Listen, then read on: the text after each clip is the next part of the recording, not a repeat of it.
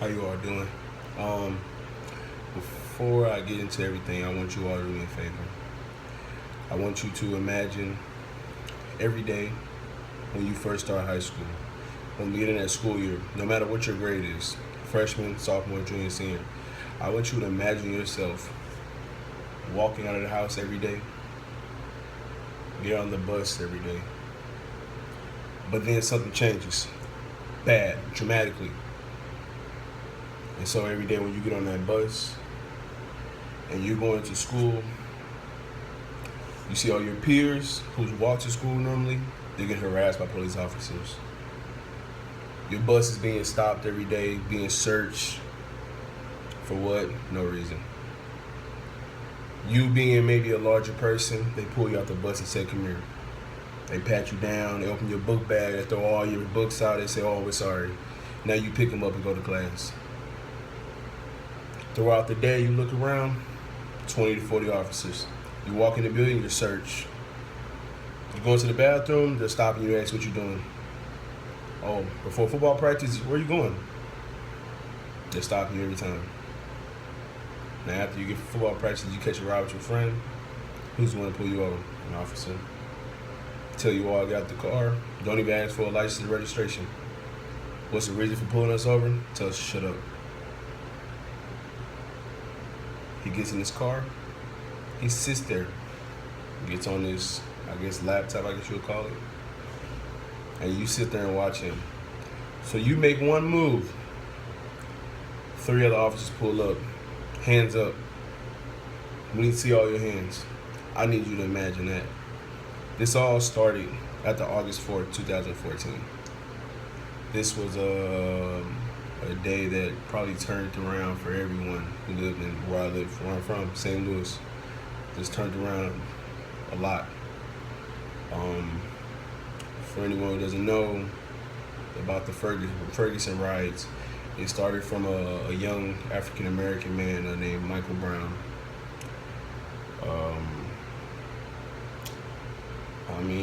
If you watch the videos and everything, you will understand what happened. The young man got into an altercation with an officer named Darren Wilson. And what happened between that time, no one really knows the truth. But what happened at the end changed everything. Darren Wilson killed an unarmed African American by the name of Michael Brown. Now, what happened after that, I call it myself hell on earth.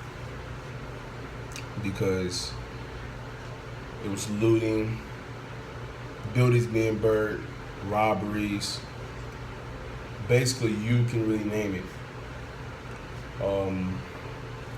I honestly remember that my favorite Chinese food restaurant was burnt down, like to ashes.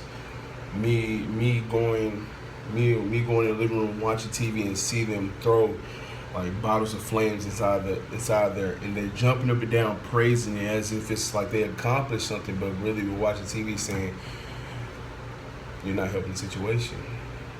You know,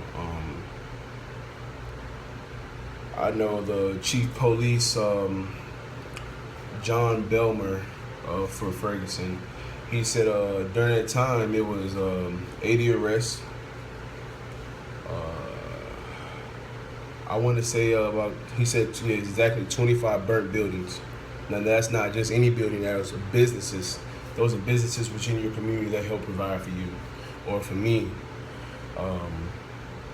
Within the first, I think he said 2 days, there were 150 shots fired.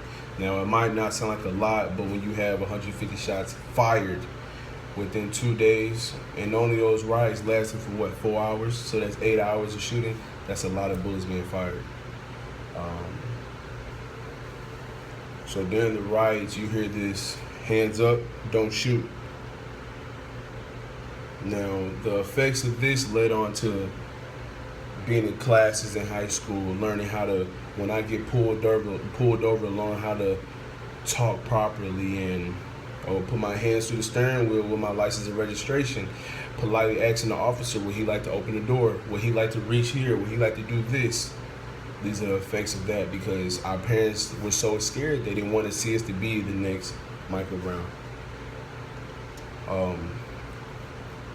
It got so bad that my school, McClure South Berkeley, McClure North, any school that was close to that area was shut down for a whole week. That closed off football season. Any sports that you played, I played football, that closed it all off. So we couldn't be around our friends, only family, which was a good thing. Now the really bad part was when the jury's decision came. Now that Monday, Barack Obama came down and he sat with Michael Brown's parents for the appealing to help calm things down, because he saw what was happening. The National Guard had to come in and step in, but that didn't stop anything. Everybody wants to raise havoc, because when they told that man was not guilty, it was probably one of the scariest things.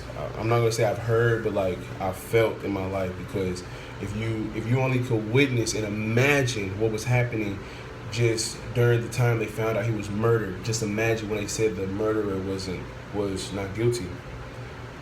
Oh, they made sure to let you know that it was hell. Burning car lots on North Hanley. They burnt another car lot on Halls Ferry that I got my first car from. What else? They burnt the whole strip for like a nail salon, a beauty salon, a McDonald's, a Quick Trip right up the street from my house. They burnt down to the ground, and it's a video online about that where you can see them go inside and they're trying to break into ATM, stealing everything. It's caused havoc. It was the worst time of my life. I'm not proud to say it, and this turned into, it led on to our city now being the murder capital. 40% of those arrests, this is another bad thing that happened. 40% of those arrests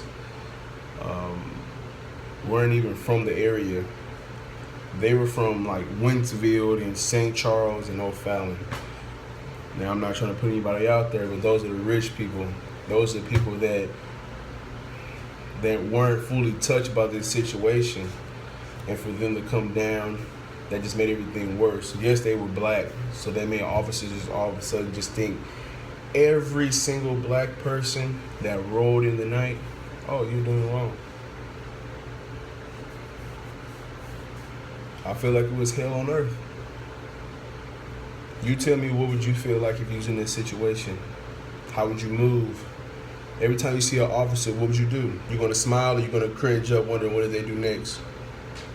Because when you have a situation like that occurs in your life, and it really does happen the way it happened to me and my friends, officers always on a good side.